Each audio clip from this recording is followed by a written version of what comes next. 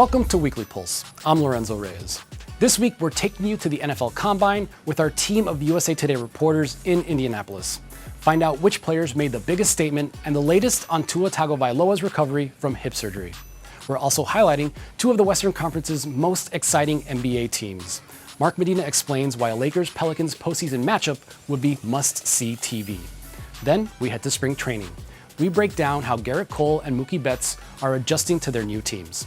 And finally, we talk Black History Month with NHL star PK Subban and what he thinks about the league's efforts to become more diverse. Let's roll. Here's a prediction. I think the Lakers and the Pelicans are going to be a first-round matchup, and it's going to be very compelling with the Lakers as the first seed and the Pelicans as the 8th seed. I would take the Lakers probably in 6 games. I think it's going to really remind everyone of what the Lakers faced in 2010 when Kobe Bryant and Pau Gasol and Derek Fisher, Lamar Odom, Ron Artest faced the likes of the Oklahoma City Thunder with Kevin Durant and Russell Westbrook in their first playoff series ever in their career, challenged them to 6 games, but what it also really did was prepare them for down the line in the playoffs when it got tougher. And I think that that's what the Pelicans can do for these current Lakers. You got rookie Zion Williamson, you got Brandon Ingram, you got Lonzo Ball, you got Josh Hart, you got some veterans with Drew Holiday and JJ Redick. And I think that the storylines are almost inevitable, where you have Anthony Davis facing his former team. You have Brandon Ingram and Lonzo Ball and Josh Hart facing the Lakers.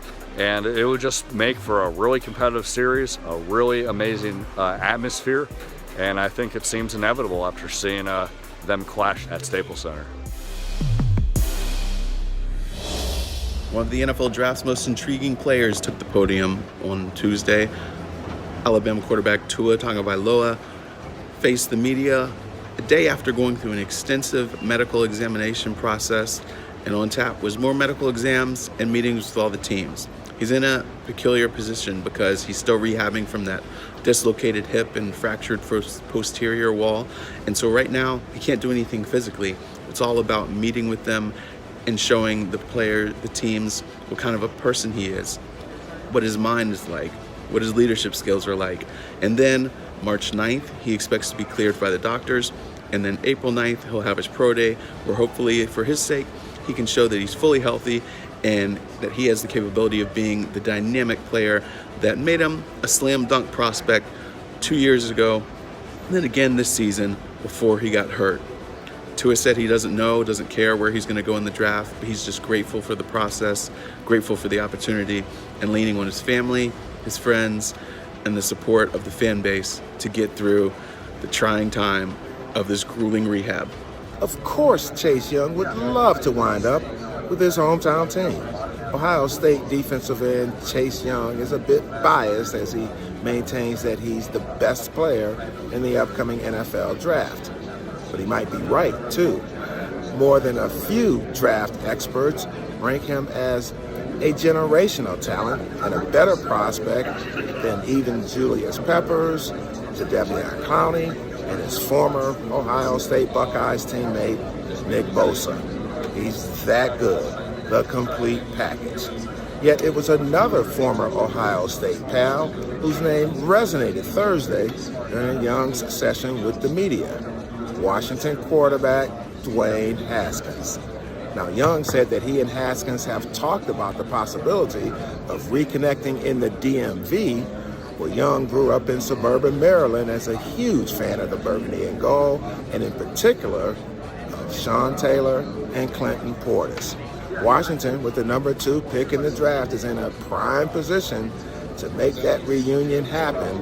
And despite new coach Ron Rivera's intentions of visiting with the top quarterbacks in the draft, the idea of building his defense around this generational talent that Young is so enticing.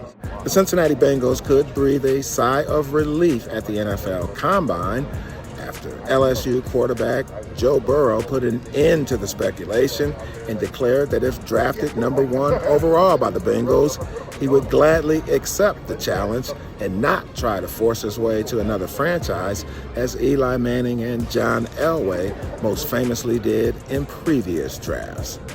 Now, Burrow decided against throwing or working out during the Thursday night quarterback drills, but sounded eager to get on with the process of, as he put it, talking ball with Coach Zach Taylor and others from the Bengals staff as he tries to familiarize himself with the offense that he likely could be running. But what about the hands? Burrow's hands measured at just 9 inches, which is the smallest for a first-round quarterback since at least 2008. Hey, Patrick Mahomes measured at 9¼ inches, and it did not affect him. And Burrow says you can look at the fumbles as some type of indicator. Burrow fumbled just 4 times last season and leading LSU to national championship glory, and the year before that fumbled just 5 times. So bottom line, interesting, but probably not that big of a deal. That's what I'm hearing.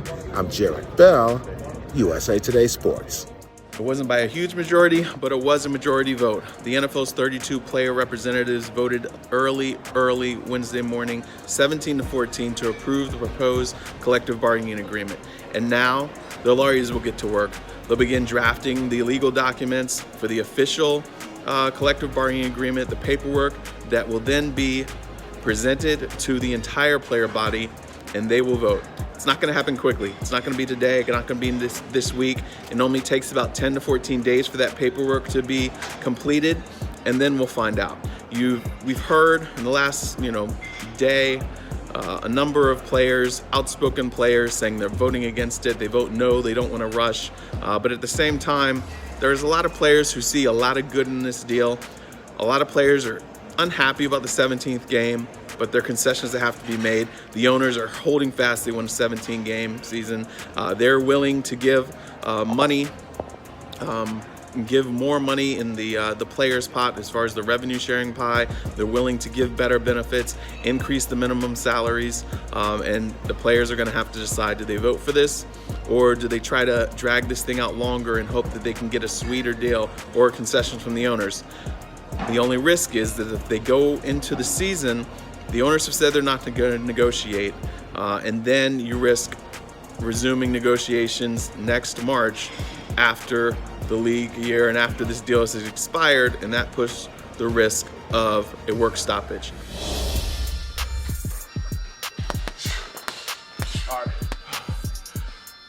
Sean Merriman has always had a love for boxing. Dating back to his childhood, growing up in Prince George's County, Maryland, outside of Washington, D.C., he's developed a love for that because many of his family members and friends competed in the sport. And although his athletic journey led him to the football field and ultimately the NFL, he never quite left boxing behind. During the off seasons of his playing career, he would train with mixed martial arts fighters to help improve his pass rushing technique and to remain in shape. And then once he retired, he noticed something was missing. He didn't have that competition, that camaraderie that he loved so much, and he decided that combat sports would be the way to help scratch that itch. Well, now, several years later, he's more than scratching that itch because since May, he has run Lights Out Extreme Fighting, an independent mixed martial arts league that's sanctioned in the state of California. Coming up on March 13th, he will have his 5th fight night, and he has 40 guys signed to the fighting league, and one of them is former NFL player Chris McCain. Merriman says that it's a steadily growing league, and his mission is basically to give former athletes, whether it's former NFL players, NBA players, hockey players, NASCAR drivers, a second career act, because he understands how difficult it be transitioning from competing and then suddenly those days are over.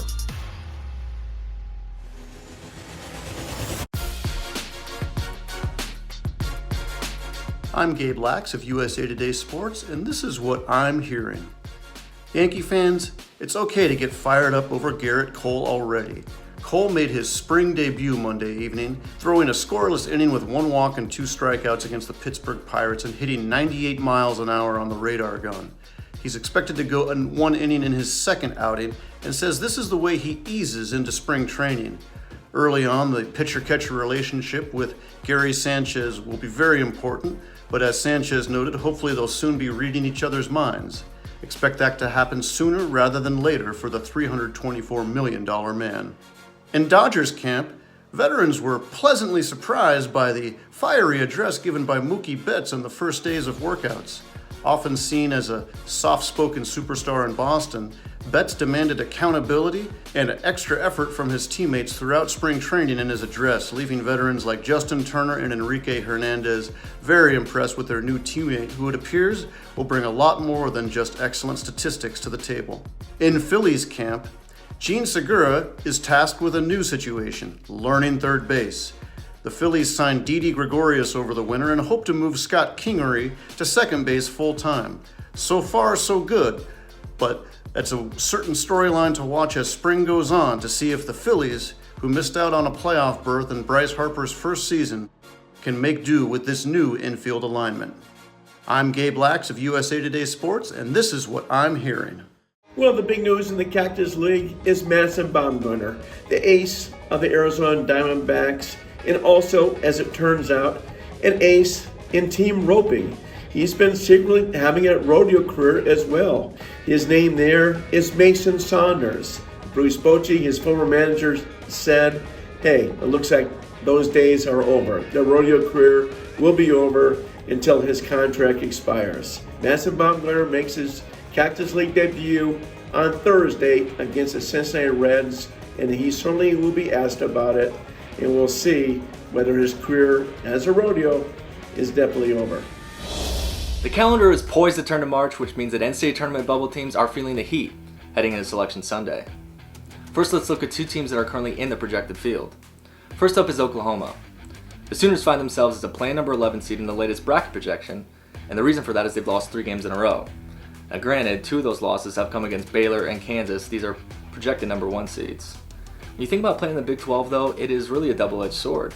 The reason for that is it's tough to get those marquee victories, but you can also bolster your resume with just 1 win. Next up, as far as teams that are in, you gotta take a look at USC.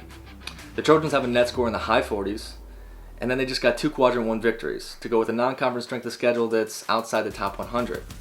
So when you're looking at this resume, there's not a lot that's glaring, but there's also not a lot that's great. What can aid USC this year is the fact that the Pac-12 is just vastly improved when you compare it to last year. You got about 5 or 6 NCAA tournament caliber teams, which was not the case in the previous season. When examining 2 teams that are out, one of the teams we have to look at, let's go back to the Pac-12, is UCLA. Coach Mick Cronin's Bruins have come on strong as of late, having won 5 in a row, including 2 quadrant 1 road victories, one over Arizona and the other over Colorado. And now the resume it's decent, but they also have some stains. When you think about a non-conference strength of schedule that's in the 200s, it's going to be tough. You got to keep on winning if you're UCLA. Another team on the outside looking in of the bubble is the Memphis Tigers. Coach Penny Hardaway had a preseason top 15 team before NBA lottery pick James Wiseman left the team. The regrouped version of the Tigers, well, it's taken a while for them to find their groove, but Saturday's win over Houston was evidence of how this team could make some noise in March Madness. The American Athletic Conference has a plethora of bubble teams with Cincinnati, Wichita State, and Memphis. There's likely only room for 1 or 2 of those teams, so the winning recipe is going to be key going into the closing stretch here this season. Zika, H1N1, the bird flu, pollution, terror attacks, and now the coronavirus. There always seems to be something that sparks a panic before the Olympics, and it always turns out to be much ado about nothing. Now, I'm not saying that the coronavirus should not be taken seriously. With more than 80,000 cases and 2,700 deaths in more than 40 countries, of course it should be. But comments earlier this week by longtime IOC member Dick Pound created a needless panic over the fate of the Tokyo Olympics. Pound said the IOC has until the end of May to make a decision on the Games, which begin at the end of July in Tokyo. He also said that postponing them, or moving them to another country, probably isn't an option. But Pound said this is a hypothetical, as in, if we're still in the midst of a global epidemic, and the disease is still spreading rapidly, and there's no way to contain it. Given that we didn't even know that the coronavirus existed 2 months ago, and that conditions change daily, and that there are clinical trials for drug treatments in 2 different countries going on right now, we don't know what's going to happen in 3 weeks, let alone 3 months. In other words, it's far too soon to be worrying about what ifs and maybes several months down the road.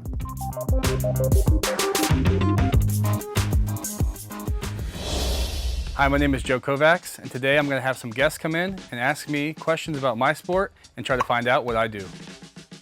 Nice to meet you. Nice to meet you. You look strong. I was gonna say my name, but now I'm not going to. I got some questions. All right, I'm ready. I got some answers. Do you do a victory dance at the end of a good play? Oh, I'll tell you, I yell and I scream. Definitely put on a show. You can call it a dance, but it's pretty stiff. Okay. And it's an Olympic sport, right? It is an Olympic sport. Have you won a medal doing this sport? I have. I don't know why I thought that would help me. Do you play with a team? I compete as an individual, but I represent a team. Does your sport require you to wear more clothing or gear than, I don't know, say the average swimmer? My competition gear is pretty close to what a swimmer would wear. Obviously, probably bigger sizes. Is there a ball in the sport? There is a ball in the sport. I feel like I could guess right now, but. Do you lift or throw the object that you're using? I throw the object. Is the thing heavy? For 99% of people, it is. Okay. Hopefully for the people who do it, it's not. Okay. Can you give me a clue on what you do? My right hand. You can see this left side has knuckles and the right side, no knuckles. I got a little, kind of like a boxing glove. Can I feel your hand? Yeah, sure. You can feel the knuckle, no knuckle hand. Okay. Ouch. What I do is, it's 16 pounds, the same weight as a bowling ball. Okay. Shot put. You nailed it. That's it. That's That's what's up. That's really good. Yeah. Like, for sure. you got hammers. I think I'm gonna have to give up. Is it shot put? Oh, you nailed it. I think I know what it is. I think it's as close as you can get without knowing. I throw the shot put. Throw the ball? That's as close as you can get. Okay, I'll so give what it do to you- you right I don't- there. what's the name? It's called the shot put. So I kind of got it then, right? You did. You didn't know so the name, but you're excited. on. So yeah, this would be a little shot put. Okay. But if you want to put it in your hands and you put it flat, a put is a throw from the neck. Like that? Yep. Not bad. Yeah. Pull back the elbow. That's it. You're good. That's it? Honestly, the uglier the hand looks, the farther the ball goes, and less problems. So right now we're good. Buddy. Yeah. It's a beautiful hand. Well, I right? appreciate Don't it. sell Yeah. yourself short, right? Yeah. Tell the other shot putters that too. Yeah.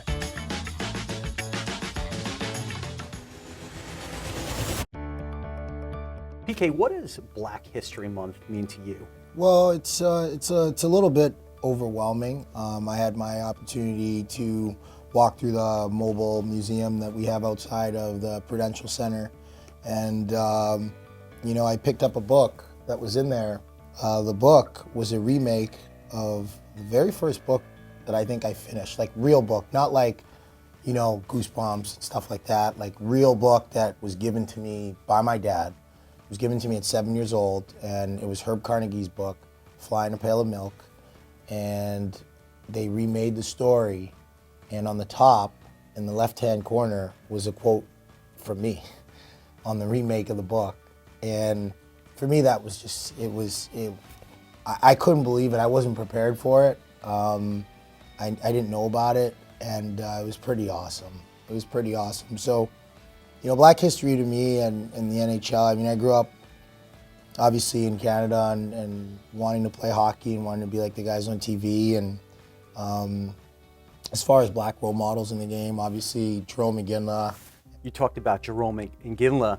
I remember growing up watching Tony McKegney and Pokey Reddick and Grant Fuhr and Ray Neufeld and Graham Townsend and a few others. Are we going to get to a point where it's going to be more mainstream, there's going to be more Black players in the NHL? Well, I think that only time will tell. I think our hope is not just for Black players, it's for everybody. Whether you're Black, Asian descent, Indian, for me, it doesn't really matter. We want to open the game to everybody, so that everybody can play it. As a Black hockey player, obviously I'd love to see more Blacks in the game, but I also want to see people who want to play the game, that are happy to play it from all different walks of life.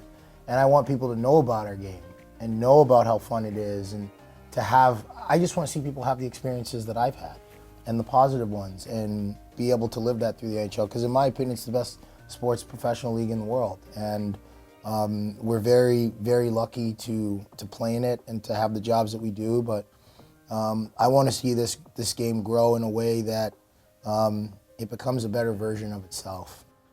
Talk about some of the great things that you're doing in the community to really elevate everybody. Yeah, I'm not perfect. I try to live my life the right way. I try to do the right things every day, but it's hard. And I'll let any child, any kid, anybody that looks up to me or sees me as a role model, that it's not easy. It's not easy every day to do things the right way. it's tough, but I enjoy the process of it. I enjoy the ups and downs. I enjoy the mistakes and the adversity. And I think that, you know, for a lot of the kids coming up, just understanding that, you know, being yourself isn't always going to be accepted, and to understand how to deal with that. And I think for me in the world of hockey, being myself has also created a situation for me where, you know, of why I have the notoriety that I have, and I have the fan base that I have, and the people that follow me and support me, and, you know, in my opinion, why I've always kind of been well liked where I've played. You know, went to Montreal, things were great. Went to Nashville, fans were great. Here in New Jersey, it's still a little bit early, but so far everybody's been great to me and my family that have been here, and just treat people the way you want to be treated. Willie O'Ree broke the color barrier back in '57 with the Boston Bruins. Have you ever spoken to him? And if so, what has he said to you about your career, both on and off the ice? You know, I've spoken to Willie a couple times. I've done some interviews with him, but I guess I had a little bit of an advantage when it comes to Willie and the history of hockey players and black hockey players, because my dad, you know, followed hockey a lot and read books and was a teacher and was very well educated. My mom as well. And they would take that information and use it with me with how they would teach me when things would happen in my career. So by the time I met Willie, I already a lot of the things that he told me I was already hearing from my parents, because they would listen to his press clippings or read his books or listen what was written in magazines and newspapers and all that stuff. But with Willie, I think the biggest thing for him was, you know, I could tell, and today in the museum, they had his first jersey that he wore for Boston, but he was always so positive. There's not 1 ounce of bitterness. You know, when his career was cut completely short, basically he didn't even really have an opportunity to have a career, for whatever reason that is, but there's no bitterness. There's no bitterness. He's so positive, he treats people so well, and he does everything from his heart. It's so real, and that's what I'm thankful for, and that's what I hope that kids that want to play hockey that maybe come from different backgrounds, different countries, will see, is that, you know, none of you will probably ever go through what this guy went through, and he still can walk around and not be bitter about the people that he meets every day.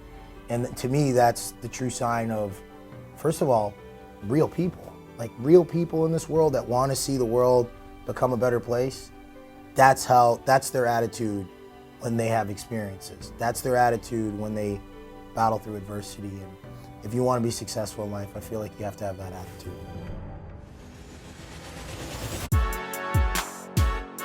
February is finally over, and good riddance to the slowest sports month on the calendar. But surprisingly, there's a lot to look forward to in the month's final weekend. Let's start with the NFL. The Combine has gone prime time, and on Saturday, the top defensive linemen and linebackers take the field. While Chase Young won't participate, be sure to watch out for the likes of Derek Brown, Javon Kinlaw, and Isaiah Simmons. All have potential to be top 10 picks. Saturday is also a huge day in college basketball. 3 games to watch that will have major implications for March: Auburn versus Kentucky, Duke versus Virginia, and Maryland versus Michigan State. Never too early to take notes for your bracket. Speaking of March, the first day of the month offers a treat: LeBron versus Zion, Part 2. If this game is anything like the one we just saw, we're in for a treat. In the meantime, stick with Weekly Pulse, your heartbeat to what's trending in sports. Hey sports fans, if you want to see more videos like this, check out some of our other ones right here. And if you like what you see, hit the subscribe button and stick around for more from USA Today Sports.